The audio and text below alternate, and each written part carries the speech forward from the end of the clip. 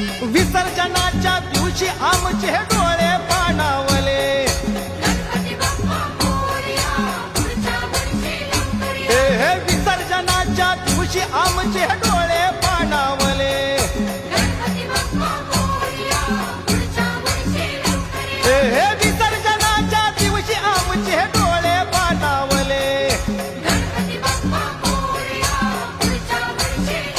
हे विसर्जनाच्या दिवशी आमचे डोळे पाणावले, हे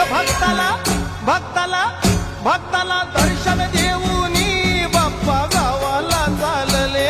अन गावा